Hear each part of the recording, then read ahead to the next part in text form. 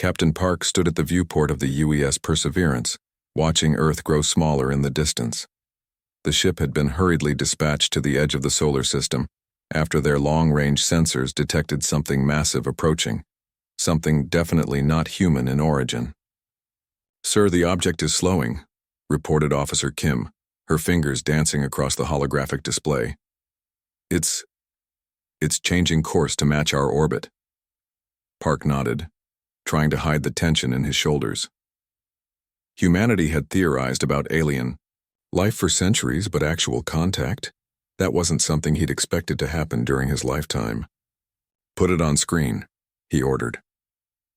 The main display flickered to life, showing what could only be described as a starship, though unlike anything humans had designed.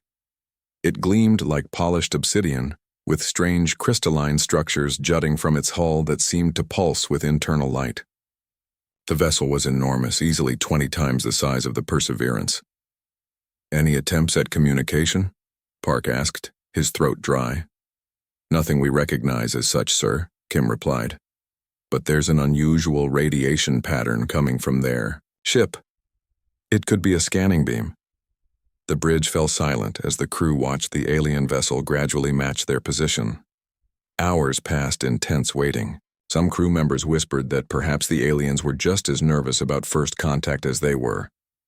"Sir," Kim suddenly exclaimed, "we're receiving something. It's modulating to match our communication frequencies." A sound filled the bridge, a series of harmonic tones that shifted in complex patterns. The ship's computer attempted to analyze it, running it through translation algorithms. "They're learning our language," said Science Officer Bay, her eyes wide with wonder. "They're analyzing our transmissions and adapting." Within 3 hours, the alien ship had begun transmitting broken but understandable messages. They called themselves the Durans and requested a formal meeting. Park, as the ranking officer, would represent humanity in this historic encounter. A small shuttle from the alien vessel approached the Perseverance, docking with surprising precision given the differences in technology. When the airlock opened, Park's first glimpse of the Durans left him speechless. The being that ducked through the doorway stood nearly 12 feet tall, with a body that seemed composed of living crystal. Light played across its surface in patterns that somehow conveyed emotion. Behind it came 2 slightly smaller beings, carrying devices of unknown purpose. "I am Torak," the tallest one said, the words coming from a small device at what might have been its throat. "We speak for Duran Collective." Park bowed slightly. "I am Captain Park of the United Earth ship Perseverance. On behalf of humanity, I welcome you." The meeting moved to the ship's conference room, modified hastily to accommodate the alien size. Through increasingly sophisticated translations, the humans learned that the Durans were part of a vast interstellar community, one that had, until now, considered Earth's solar system too remote to merit attention. "Your development, unexpected," Torak said, the translator now producing more fluent speech. "Most species require guidance to achieve space travel. You did this alone." "We're a curious species," Park replied with a small smile, "always looking beyond the next horizon." The Duran made a sound like crystal chimes, perhaps laughter. "Curious, yes, but your technological advancement is concerning. Especially your weapons." Park tensed slightly. "Our weapons are defensive. We've never encountered other intelligent life before today." "Yet you prepared for it," observed another Duran, this one with slightly bluer crystalline patterns. "Most species develop communication technology first. You developed weapons capable of destroying planets." Park felt a chill. They knew about Earth's experimental phase cannons, technology that even most humans didn't know existed. "We've had our share of internal conflicts," Park admitted carefully. "But we're working toward unity." Torak leaned forward, compound eyes studying Park with unsettling intensity. "Your species is unusual. Your biology is inefficient, fragile. Yet you've survived on a planet with extreme gravity variations, temperature ranges that would kill most sentient species. and radiation levels that should have prevented evolution altogether. Park wasn't sure how to respond to what sounded like both an insult and a compliment. "We adapt," he said simply. "Yes," Torak replied. "That is what concerns us." As the meeting progressed, Park realized that despite their advanced technology, the Durans seemed genuinely puzzled by humans. They asked about Earth's history, about human physiological limits, about how humans responded to various threats. When Park described how early humans had survived an ice age with nothing but fire and stone tools, he noticed the Durans exchange glances. "Your kind thrives on hardship," Torak observed. "Other species avoid challenge. Humans seem to seek it." The meeting ended with an agreement for further diplomatic exchanges. As the Durans prepared to return to their ship, Torak paused at the airlock. "You should know," the alien said, its crystalline body catching the light in new patterns, "that not all species will welcome you as we have. Some will see your adaptability as threatening." Park nodded. "We're just looking to find our place among the stars. We come in peace." "Peace," Torak repeated, the translator giving the word a strange emphasis. An interesting concept from a species evolved to survive through conflict. As the Duran shuttle detached from the Perseverance, Park couldn't help but notice something. In the alien's compound eyes, the first flicker of what he recognized from countless human encounters. It was uncertainty. It was caution. It was fear. The Deep Space Research Station Horizon floated silently at the edge of the Kuiper Belt, its solar panels catching the distant sun's faint light. Inside, a team of 23 scientists and engineers worked on projects deemed too dangerous to conduct on Earth or lunar colonies. The station specialized in experimental physics, particularly the study of dark matter and its potential applications. Engineer Lee checked the pressure readings on the containment field for the third time that day. The experiment running in the ITA Central Lab was pushing the equipment to its limits. "How's it looking?" asked Dr. Min, the project lead, floating into the monitoring room with a cup of coffee secured in a zero-G container. "Stable, but I don't like these power fluctuations," Lee replied, pointing to a slight irregularity in the readout. "We're running too close to the edge." Min shrugged. "Science happens at the edge. That's why we're out here." Before Lee could respond, a blaring alarm cut through the station's usual hum of equipment. Red emergency lights bathed the corridor in an eerie glow. "What the—" Min started but was interrupted by the station's AI. "Warning. Unidentified object approaching on collision course. Impact in 43 seconds. Lee was already moving, pushing off toward the main control room. "Everyone to emergency stations," he shouted into his comm unit. The object, later determined to be a dense metallic meteoroid with an unusual trajectory, struck the horizon on its eastern quadrant. The impact wasn't catastrophic, but it breached the hull in two places and severed critical power conduits. "Life support is failing in sections 3 through 7, reported Technician Kang, her voice steady despite the chaos. "Temperature dropping. We need to seal those compartments." Station Commander Cho made the call. "Evacuate all personnel to the emergency shelter. Lee, Kang, get those compartments sealed before we lose the whole station." What should have been a straightforward emergency response turned deadly when the damaged power system triggered a cascade failure. As Lee manually sealed the final compartment, a power surge caused an explosion in the adjacent corridor. The blast threw him against the bulkhead and sealed his fate. He was now trapped in a section with a breached hull, failing life support, and no way to reach the emergency shelter. "Lee, report." Commander Cho's voice crackled through the damaged comm system. Lee assessed his situation with the calm of someone trained for space disasters. "I'm cut off. Hull breach in my section. Atmosphere venting. Emergency seal activated, but it's not. Holding completely." What he didn't say was that the temperature was already plummeting toward minus 70 degrees Celsius as the heating system failed, or that his radiation badge was showing levels that would be lethal within hours due to the damaged shielding. "We're coming to get you," Cho insisted. "Negative. Station integrity is priority. The dark matter containment could fail if you try to cut through." Lee's breath was already coming out in visible puffs as the temperature dropped. "Send the distress signal." Someone might be close enough. The nearest human vessel was 3 days away. Everyone knew what that meant. What nobody expected was that a Duran science vessel would pick up the distress call. The crystalline aliens had established a research outpost in the Oort cloud, following first contact 6 months earlier. The Duran ship, the Luminous Clarity, responded immediately. "Human station, we receive your distress. Our estimated arrival is 14 of your hours," came the translated message. On the horizon, Commander Cho looked grim. Lee won't last that long, not in those conditions. But Lee had other ideas. Using emergency thermal blankets and sealing patches, he created a makeshift survival pod in the most intact corner of his trapped section. When the environmental controls failed completely, he manually vented the remaining oxygen to another compartment, then retrieved it slowly through a jury-rigged system that helped filter the harmful radiation. Hour after hour passed as the temperature continued to drop. Lee's fingers stopped responding properly around hour 5. By hour 10, he was experiencing hallucinations from the cold and radiation exposure.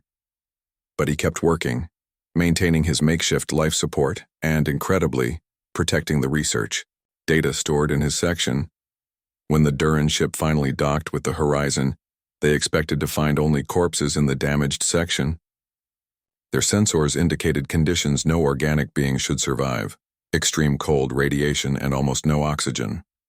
Instead, they found Lee, conscious and still checking readings on a tablet with fingers blackened by frostbite. "The research data is intact," he managed to say before finally allowing himself to collapse. The Duran medic, a specialist named Kelpar, worked frantically to stabilize the human as they transported him to their ship. "How is this possible?" Kelpar asked the human medical officer who had accompanied the rescue team.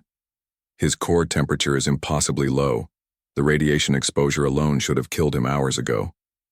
"He shouldn't be alive," Dr. Park admitted, administering emergency treatments. "But humans, we don't always do what we should." On the Duran vessel, Captain Nizari watched the medical feed with growing unease. In 14 cycles of space exploration, he had never witnessed such resilience. The laws of biology were clear. Tissue damage at those temperatures should be irreversible. Cellular breakdown from that radiation exposure should be complete. Yet the human engineer had not only survived but had continued functioning with purpose and clarity. "Your species continues to confound understanding," Nizari told Commander Cho, later as they watched Lee recovering in the medical bay. "He should have surrendered to the inevitable. It would have been painless." Cho looked puzzled. Surrender wasn't an option. He had responsibilities. To Data.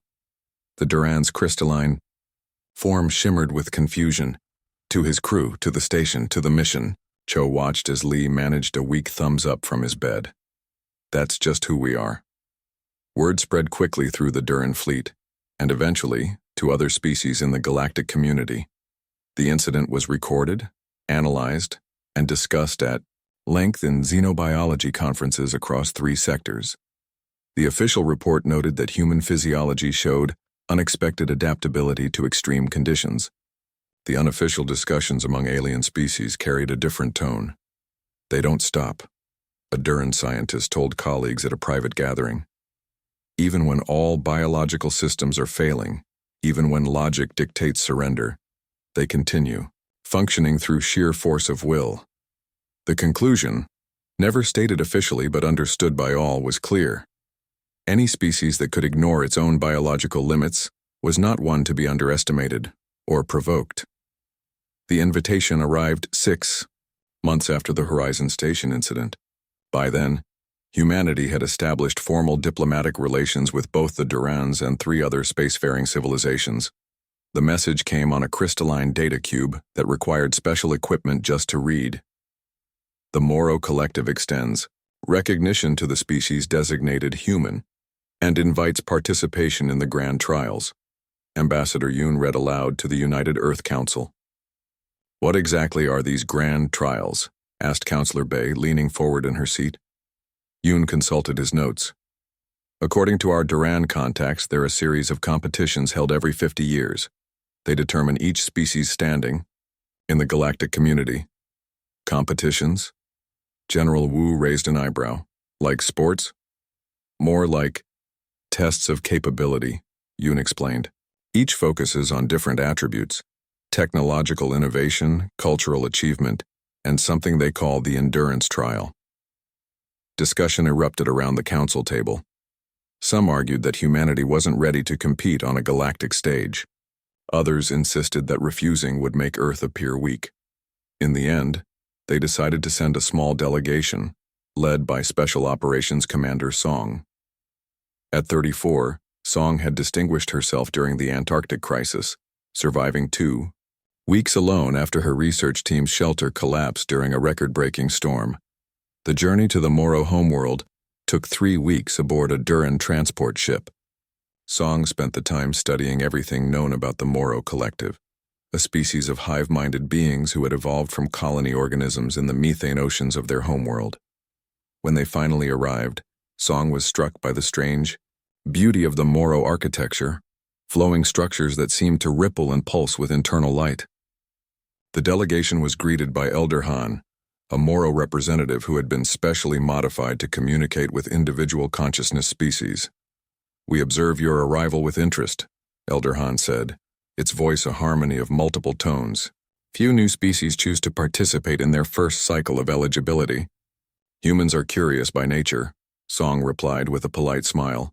"We're eager to learn from this experience."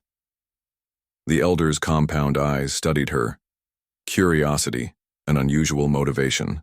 Most come seeking status or alliance opportunities.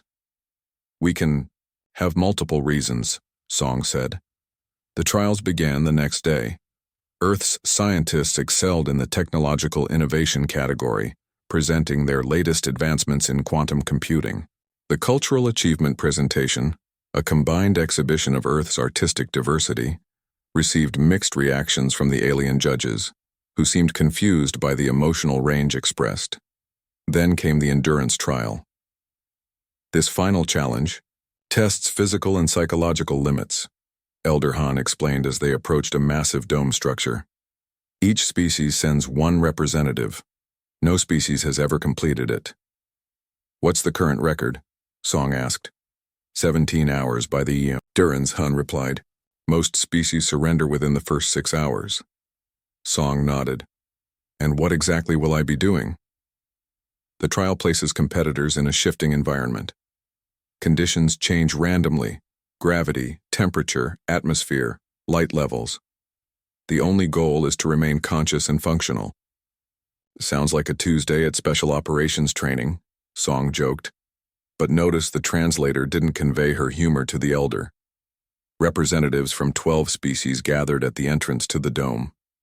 Song was by far the smallest competitor. The Duran champion stood 3 times her height, while the representative from the insectoid vril species had 6 limbs and armored plating. "Begin," announced a disembodied voice, and the entrances sealed behind them. The first few hours were manageable. The gravity shifted from Earth normal to nearly twice that, then dropped to moon-like lightness. Song adapted her movements accordingly. The temperature swings were more challenging, from blistering heat to freezing cold in minutes. Some competitors immediately withdrew when their environmental suits failed to compensate. By hour 10, only Song and 4 others remained.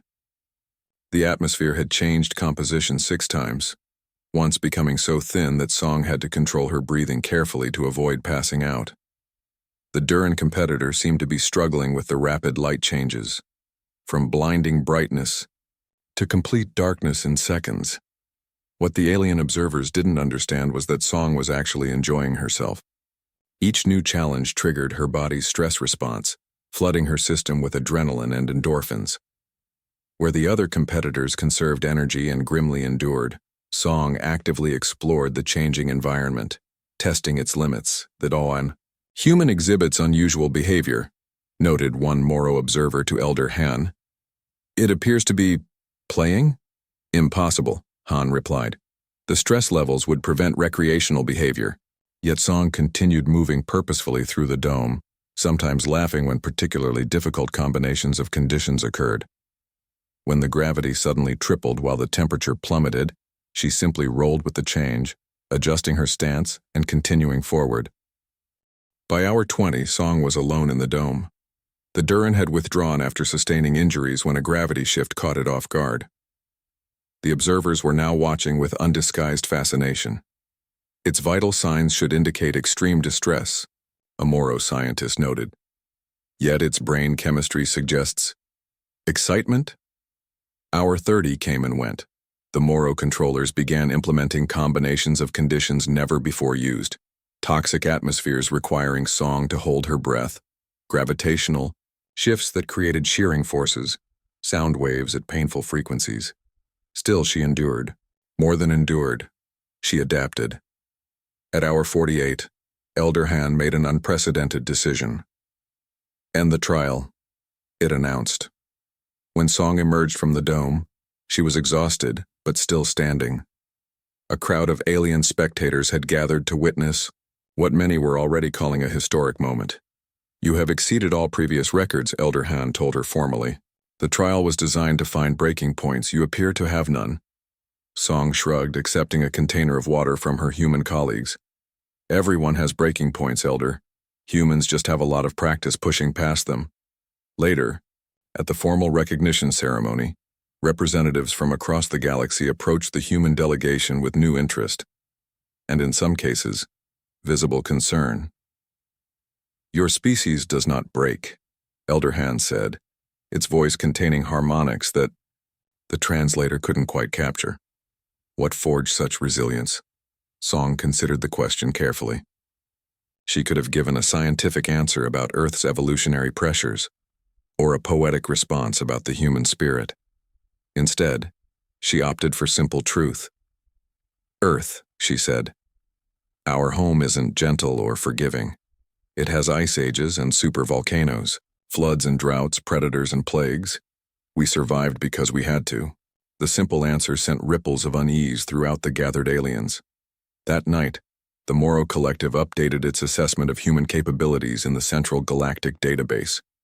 Under threat assessment, they added a new notation. Caution, thrives, under conditions designed to break other species. The Elder Council debated for hours before adding one final observation.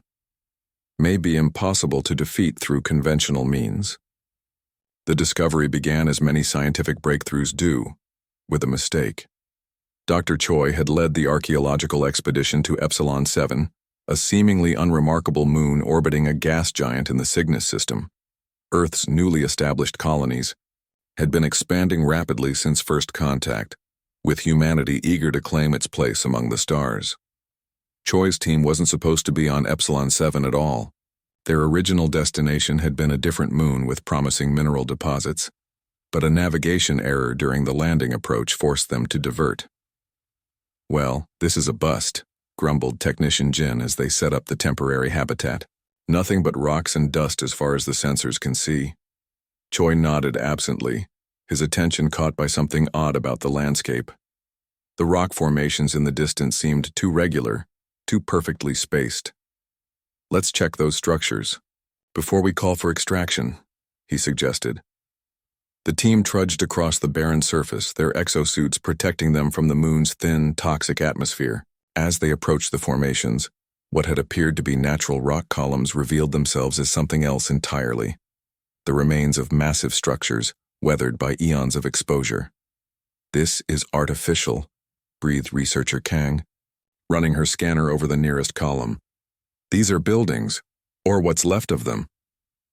For 3 days, the team carefully excavated what turned out to be an ancient city, or rather the ruins of one. The civilization that built it had clearly been advanced, with evidence of technology far beyond current human capabilities. I'm detecting power signatures, Jin announced on the 4th day, his scanner beeping excitedly. Very faint, but definitely active. Something here is still running after who knows how long. They followed the signal to what appeared to be a central structure, a dome half buried in the moon's surface. After careful digging, they located an entrance. I'm not detecting any life signs, Jin confirmed as they prepared to enter. Whatever's in there, it's not alive, at least not in any way our sensors recognize. The interior of the dome was pristine, preserved from the elements by some unknown technology. Soft lights activated as they entered, responding to their presence. At the center of the circular room stood a crystalline pedestal. It's a data storage system, Kang realized, examining the intricate patterns etched into the crystal. I think it's compatible with our devices. When they connected their equipment to the alien technology, none of them was prepared for what they found. The data crystal contained vast archives, the complete history of a species called the Yun, who had once dominated this section of the galaxy millions of years before. But it was the section about Earth that changed everything.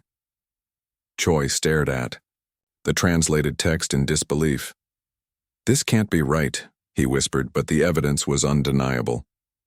According to the Yun records, humans weren't native to Earth at all.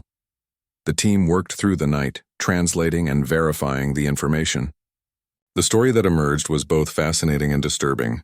The Yun had been a peaceful, highly advanced civilization that encountered a threat they called the Void Scourge, a mysterious force that consumed entire star systems. Despite their technology, the Yun had been unable to defeat this enemy. In desperation, they had initiated what they called the Final Protocol, a long-term genetic engineering project designed to create warriors capable of fighting the Scourge. They had selected a promising primate species on a challenging planet called Earth and had subtly guided its evolution. "They engineered us," Kang said, her voice hollow with shock. "They designed humans to be fighters." The Yun records detailed how Earth had been chosen specifically for its harsh conditions, its varied and extreme climates, its high gravity compared to most habitable worlds, its unusual radiation levels from its ozone layer and magnetic field.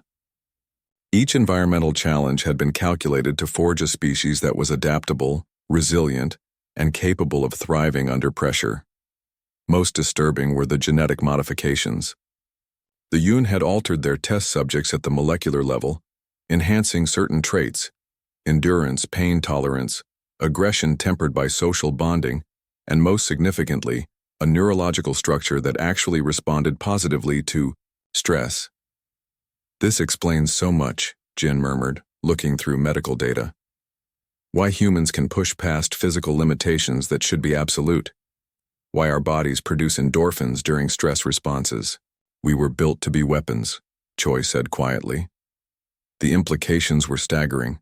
Human history, with its constant conflicts, its drive to explore and conquer, suddenly appeared in a new light. The traits that humanity had considered uniquely their own, creativity under pressure, adaptability in crisis, the ability to endure, were by design. More concerning was the fate of the Yun themselves. The last entries in their archives spoke of retreat, of abandoning this sector of the galaxy to the advancing Scourge. They had placed their hope in their creation, humanity, though they knew they would not survive to see if their experiment succeeded. "We need to report this immediately," Choi decided. "This changes everything about our understanding of ourselves, and it might explain why the other species have been so cautious around us." When Choi presented the discovery to the Interspecies Council 2 weeks later, the chamber fell into stunned silence. Representatives from 27 spacefaring civilizations had gathered on the neutral station Harmony to hear evidence that would reshape galactic politics. "The genetic markers are undeniable," Choi explained, displaying complex DNA sequences on the chamber's holographic system. Humans were specifically modified for survival and conflict. Earth itself was essentially a training ground, its environment designed to eliminate weakness and reward adaptation. The Duran representative, a senior official named Jin, examined the data with mounting concern. "These genetic sequences, they resemble weaponized bioforms we've encountered in ancient ruins. The Yun created you to thrive on stress and conflict." "To be clear," the Moro elder clarified, "your ancestors were deliberately placed in an environment that would kill most sentient species, with genetic modifications to ensure you would not just survive but become stronger through hardship?" "That appears to be the case," Choi acknowledged. The alien representatives exchanged glances. The data explained the inexplicable human behaviors they had observed, the tendency to seek out challenges rather than avoid them, the strange physiological responses that allowed humans to function beyond normal biological limits. After the presentation, Duran scientist Jin approached Choi privately. "Your government intends to make this public knowledge among your people?" Choi nodded. "We believe in transparency. Humans have a right to know their origins. Even if those origins reveal you were created as weapons?" Jin asked. "Especially then," Choi replied. "What we do with that knowledge defines us, not how we came to be." That night, the Duran High Command secretly upgraded humanity's threat assessment to existential, their highest classification, previously reserved only for natural disasters capable of destroying multiple star systems. The report noted simply, "Created to fight a threat that destroyed their creators. Recommend maximum caution in all interactions." Across the galaxy, other species began re-evaluating their approach to the curious, resilient newcomers from Earth. A species engineered for war but somehow achieving peace, designed as weapons, but creating art, built to destroy but choosing often to preserve. They were no longer merely puzzling. They were terrifying. The first attack came without warning. The colony on New Horizon, humanity's farthest outpost, simply went silent. When the investigation team arrived, they found nothing but empty buildings and equipment still running, not a single body or sign of struggle. It was as if every colonist had simply vanished. 3 days later, a Duran science vessel suffered the same fate near the Cygnus Rift. Then, a Moro outpost. Within 2 weeks, 17 different settlements across 3 star systems had been wiped clean of life. "It's them," Dr. Choi told the emergency summit of galactic powers, "the void scourge that the Yun archives warned about. They've returned." The evidence supported his claim. Sensor readings from automated defenses showed strange energy signatures matching those described in the ancient records. Whatever had destroyed, the Yun civilization millions of years ago had somehow returned, or perhaps had never truly left. Admiral Yun of Earth's Defense Fleet studied the tactical display with growing concern. The attacks followed no discernible pattern, making defense nearly impossible. Conventional weapons had proven useless against the Scourge vessels, which seemed to exist partially out of phase with normal space. "Their phase shift technology makes them essentially ghosts," explained Duran scientist Hawk. "Our weapons pass right through them, but somehow they can still affect our physical world." The galactic powers, 23 spacefaring civilizations with technologies far beyond Earth's, were in full retreat.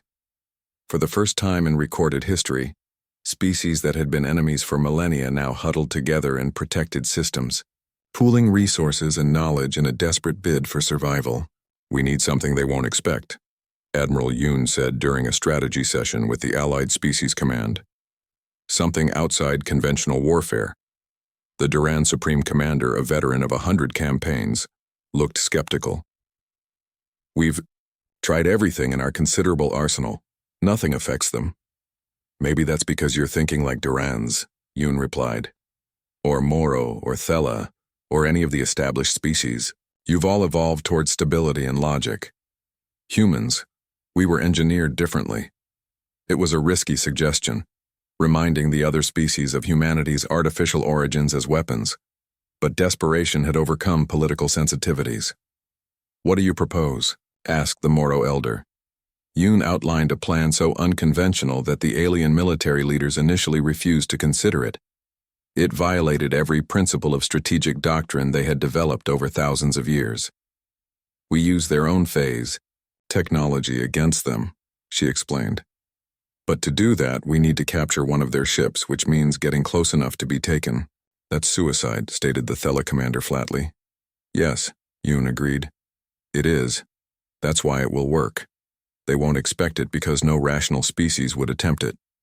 After days of debate, with reports of more systems falling to the Scourge, the Allied command reluctantly approved the plan. They would need volunteers for what was essentially a suicide mission, humans to crew the bait ships that would allow themselves to be captured. When the call went out, Earth's Defense Corps expected to struggle to find enough people willing to face such certain death. Instead, they were overwhelmed by volunteers. "I don't understand," the Duran liaison officer told Commander Park as they reviewed the volunteer lists. These people know they will almost certainly die. Park nodded. They do. Then why? Park considered how to explain something so fundamental to human nature. Because if they don't, everyone else certainly will. For humans, that's reason enough. The plan was set in motion. 5 ships, each crewed by volunteers, would approach the Scourge fleet near the Andromeda Gate. Each carried an experimental phase shift bomb developed by reverse engineering fragments of Scourge technology recovered from abandoned attack sites. Remember, Yoon told the volunteer crews during the final briefing, you need to be taken aboard their vessels before activating the devices. The bombs must detonate within their phase field to work. Lieutenant Huang, commanding one of the bait ships, nodded. Grimly, we'll get it done, Admiral. The operation began 3 days later. The human ships approached the massive Scourge fleet, broadcasting false distress signals. As predicted, the strange, shifting forms of the enemy vessels moved to intercept, not to destroy, but to harvest, just as they had done with the 17 colonies. What happened next would be pieced together later from fragmentary transmissions and sensor data. The human crews allowed themselves to be caught in the Scourge's harvesting beams. As they were drawn into the massive alien vessels, each team fought their way toward what sensors indicated were critical systems. We're inside, came Huang's transmission breaking through heavy interference. It's like nothing we've ever seen. The interior shifts and changes. 3 of my team are already gone, just absorbed into the wall somehow. Can you reach the core? Yoon asked from the command ship, safely distant. Almost there. The resistance is increasing. These things, they're learning what we're trying to do. The final transmissions from the volunteer ships came almost simultaneously. 5 voices, calm despite everything, reporting mission success before cutting to static. The resulting chain reaction tore through the Scourge fleet like wildfire. The phase bombs didn't merely destroy the enemy vessels. They created ruptures in the fabric of space-time that pulled the shifting forms of the Scourge into dimensional pockets from which there was no escape. Of the 5 volunteer ships and their crews, there was no trace. They had succeeded at the cost of their lives. In the aftermath, as the Allied forces cautiously advanced to reclaim abandoned territories, the mood was somber. The threat had been neutralized, but the cost had been enormous, particularly for humanity, who had lost their finest in the desperate gambit. 2 weeks later, at the Galactic Concordat on Neutral Station Harmony, representatives of all 23 species gathered to formalize new alliances and reconstruction efforts. The human delegation, still in mourning for their lost heroes, were surprised when Duran Supreme Leader Kang approached them with an unexpected gesture. With ceremonial gravity, Kang placed an ancient crystalline blade on the table before them. The Duran symbol of complete submission, never before offered to another species in their 10,000-year recorded history. We have conquered 1,000 worlds and subjugated hundreds of species, Kang said, his translator conveying the solemn tones. But we have never encountered beings like you, who laugh in the face of certain death, who grow stronger when challenged, who sacrifice themselves without hesitation for abstract concepts like humanity or the future. The blade gleamed under the station's lights, its significance not lost on anyone present. We do not wish to be your enemies, Kang said simply. Ever. One by one, representatives from other species approached the human delegation, each offering their own cultural gestures of respect and unmistakable fear. The galaxy had learned what Earth's predators discovered millennia ago. Humans were not to be feared for their strength or technology, but for their unrelenting will to survive and prevail. The Yun had succeeded beyond their wildest hopes in creating the perfect weapon against the Void Scourge. They had engineered not just warriors, but heroes, beings capable of making the ultimate sacrifice without hesitation. As the human delegates returned to Earth to rebuild and recover, they carried with them a new understanding of their place in the cosmos. They had been created as weapons, yes, but they had chosen to be guardians instead. And the galaxy, watching with cautious optimism and healthy fear, would never be the same.